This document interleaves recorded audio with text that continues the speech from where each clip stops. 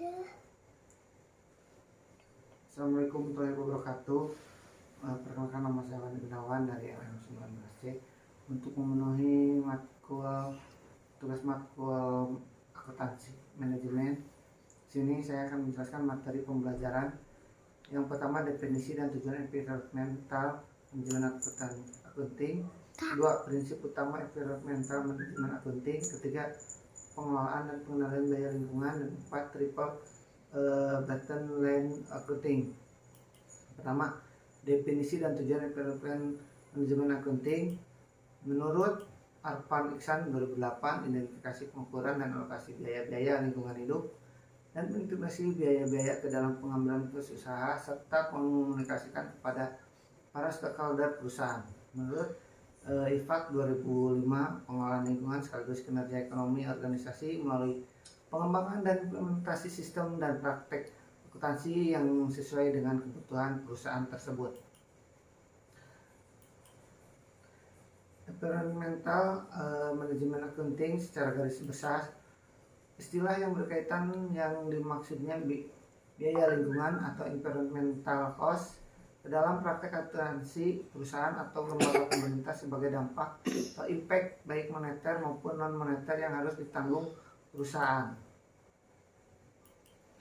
Tujuan environment management accounting dibagi beberapa bagian. Yang pertama, menghilangkan kesenjangan informasi karena tidak diintegrasikan biaya dan kerusakan lingkungan.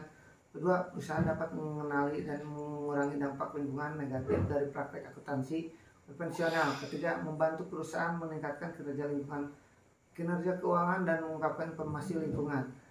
Keempat, membantu perusahaan untuk mengasih manfaat lingkungan dan ekonomi dari aktivitas bisnis perusahaan. Kelima, berperan penting bagi perusahaan untuk fokus pada produk bersih, manajemen rantai pasokan, produk hijau, atau sistem pengelolaan lingkungan yang baik. Karena mengidentifikasi, mengumpulkan, dan menganalisis informasi baik fisik dan moneter untuk pengembangan keputusan internal. Kedua, prinsip utama environmental management accounting dibagi menjadi tiga. Yang pertama, kepatuhan compliance.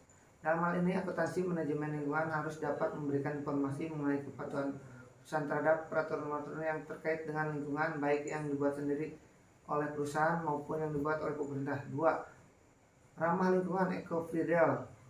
Dalam hal ini, akuntansi manajemen lingkungan harus dapat melakukan pengawasan terhadap efisiensi penggunaan sumber daya alam dan sumber energi lain, dampak terhadap lingkungan, dan biaya yang dikeluarkan oleh perusahaan. Ketiga, posisi strategis, strategi positioning. Dalam hal ini, perusahaan harus membuat program-program yang terkait dengan lingkungan untuk mencapai tujuan jangka panjang perusahaan. Akuntansi manajemen lingkungan harus dapat mengawasi apakah biaya-biaya yang dikeluarkan dapat mencapai tujuan tersebut. Ketiga, pengelolaan dan pengendalian biaya lingkungan.